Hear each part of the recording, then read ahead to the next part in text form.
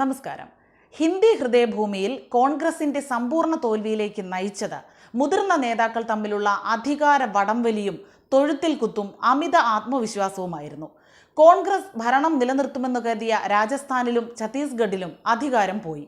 ഇവിടങ്ങളിൽ ഹൈക്കമാൻഡിന്റെ ഇടപെടൽ അടക്കം തെരഞ്ഞെടുപ്പിൽ കുറവായിരുന്നു.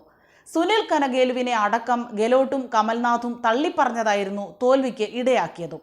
അതേസമയം കനഗേലുവും ഹൈക്കമാൻഡും നേരിൽ നിന്നു നയിച്ച തെലുങ്കാനയിൽ കോൺഗ്രസ് വിജയിക്കുകയും ചെയ്തു.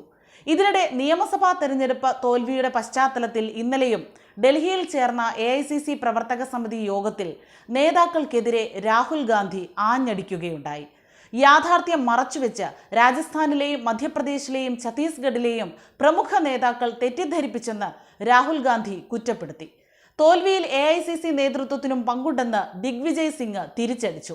ലോക്സഭാ തെരഞ്ഞെടുപ്പ് ഒരുക്കങ്ങളെ രണ്ടാം ഭാരത് ജോഡോ യാത്ര ബാധിക്കരുത് എന്ന ഒരു വിഭാഗം നേതാക്കൾ ചൂണ്ടിക്കാട്ടി. ഇതോടെ ജോഡോ യാത്രയുടെ കാര്യത്തിലും അനിശ്ചിതത്വമായി. നിയമസഭാ തെരഞ്ഞെടുപ്പ് തോൽവി പാർട്ടിക്ക് കനത്ത ആഘാതമായെന്ന് രാഹുൽ ഗാന്ധി പറഞ്ഞു.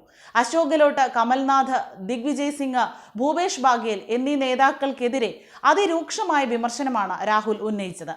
സംസ്ഥാന നേതൃത്വങ്ങൾ നൽകിയ ഉറപ്പിൽ തെരഞ്ഞെടുപ്പ് ഒരുക്കങ്ങൾ പൂർണ്ണമായും അവർക്ക് വിട്ടുനൽകി. എന്നാൽ യഥാർത്ഥ സാഹചര്യം മനസ്സിലാക്കാതെ ഊതിപ്പെരുപ്പിച്ച വിവരങ്ങൾ നേതൃത്വത്തെ ധരിപ്പിച്ചെന്നും രാഹുൽ വിമർശിച്ചു. സംസ്ഥാനങ്ങളുടെ ചുമതലയുണ്ടായിരുന്ന ജനറൽ സെക്രട്ടറിമാരെയും നിർത്തിപ്പൊരിച്ചു. എന്നാൽ ദിഗ്വിജയ് സിംഗ് രാഹുലിനോട് എതിർത്തു നിന്നു.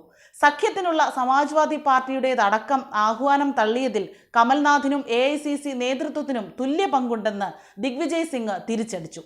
നേതൃത്വങ്ങളെ തിരുത്താൻ ശ്രമിച്ച കാര്യവും ദിഗ്വിജയ് സിംഗ് ഓർമ്മപ്പെടുത്തി. തിരിച്ചടികൾ തിരിച്ചറിഞ്ഞ് ലോക്സഭാ തെരഞ്ഞെടുപ്പിനെ നേരിടുമെന്ന് വാർത്താസമ്മേളനത്തിൽ KC വേണുഗോപാൽ പറഞ്ഞു. ലോക്സഭാ തെരഞ്ഞെടുപ്പിന് മുന്നോടിയായി രണ്ടാം ഭാരത് ജോഡോ യാത്രയുമായി രാഹുൽ ഗാന്ധി ഇറങ്ങുകയാണ്. ജനുവരി 2ാം വാരം മുതൽ തുടങ്ങാനാണ് ആലോചന. എന്നാൽ തൊട്ടു മുൻപിലുള്ള ലോക്സഭാ തെരഞ്ഞെടുപ്പ് കൂടി കണക്കിലെടുത്തു വേണം യാത്രയെന്ന് ഒരു വിഭാഗം നേതാക്കൾ ചൂണ്ടിക്കാട്ടിയതോടെ തീയതിയിൽ അന്തിമ തീരുമാനമായതുമില്ല. നേരത്തെ ഛത്തീസ്ഗഡ്, മധ്യപ്രദേശ്, രാജസ്ഥാൻ എന്നിവിടങ്ങളിലെ അവലോകന യോഗങ്ങൾ നടന്നിരുന്നു. സംസ്ഥാന നേതാക്കളുടെ അലംഭാവം, ഏകോപനമില്ലായ്മ, ഐക്യമില്ലായ്മ, വിഭവങ്ങളുടെ അഭാവം, BJPയുടെ പ്രചരണത്തെ നേരിടുന്നതിലെ പരാജയം, കോൺഗ്രസിന്റെ വാഗ്ദാനങ്ങൾ ജനങ്ങളിലേക്ക് എത്തിക്കുന്നതിലെ വീഴ്ച തുടങ്ങിയവയാണ് പരാജയത്തിന്റെ കാരണങ്ങളായി കേന്ദ്ര നേതൃത്വം വിലയിരുത്തുന്നത്. മധ്യപ്രദേശിൽ PCC അധ്യക്ഷൻ കമൽനാഥും മുതിർന്ന നേതാവ് ദിഗ്വിജയ് സിംഗുമാണ് കോൺഗ്രസിന്റെ തിരഞ്ഞെടുപ്പ് പ്രചാരണം നയിച്ചത്. ഛത്തീസ്ഗഡിൽ മുഖ്യമന്ത്രി ഭൂപേഷ് ബാഗേലിനായിരുന്നു ചുമതല. മധ്യപ്രദേശിൽ പാർട്ടി അധ്യക്ഷ സ്ഥാനത്ത് നിന്ന് മാറാനുള്ള സമ്മർദ്ദം കമൽനാഥിനുമേൽ ഉണ്ടെന്നാണ് സൂചന. അധ്യക്ഷ സ്ഥാനത്ത് തുടരാൻ കമൽനാഥിനും താല്പര്യമില്ല എന്നാണ് അദ്ദേഹവുമായി അടുത്ത വൃത്തങ്ങൾ പറയുന്നത്. ഭൂപേഷ് ബാഗേൽ ഉൾപ്പെടെ ഛത്തീസ്ഗഡിൽ നിന്നുള്ള 11 നേതാക്കളാണ് തിരഞ്ഞെടുപ്പ് അവലോകന യോഗത്തിൽ പങ്കെടുത്തത്. ബാഗേലിന്റെ നേതൃത്വത്തിലാണ് ചരിത്രത്തിൽ ഏറ്റവും കൂടുതൽ സീറ്റുകൾ നേടി 2018 കോൺഗ്രസ് അധികാരത്തിലെത്തിയത്. 68 സീറ്റാണ് അന്ന് ലഭിച്ചത്. പിന്നീട് ഉപതെരഞ്ഞെടുപ്പുകൾ കൂടി വിജയിച്ചതോടെ നിയമസഭയിലെ കോൺഗ്രസിന്റെ അംഗസംഖ്യ 71 ഉയർന്നു. അവിടെ നിന്നാണ് ഇപ്പോൾ കോൺഗ്രസ് 35 സീറ്റിലേക്ക് കൂപ്പുകുത്തിയത്. ഛത്തീസ്ഗഡിലെ പരാജയത്തിൽ സംസ്ഥാന നേതാക്കൾ പരസ്പരം കുറ്റപ്പെടുത്തുകയാണ്. രാജസ്ഥാനിൽ പാർട്ടിക്ക് ശക്തമായ വേരോട്ടമുണ്ടായിട്ടും കർണാടകയിലേതിന് സമാനമായ പ്രചാരണം സംഘടിപ്പിക്കാൻ നേതൃത്വത്തിനായില്ലെന്ന് വിലയിരുത്തപ്പെട്ടു. അതേസമയം വൻ തോൽവി നേരിട്ട സംസ്ഥാനങ്ങളിലും ഹൈക്കമാൻഡിന് കാര്യമായ ഇടപെടൽ നടത്താൻ കഴിയാത്ത അവസ്ഥയാണുള്ളത്.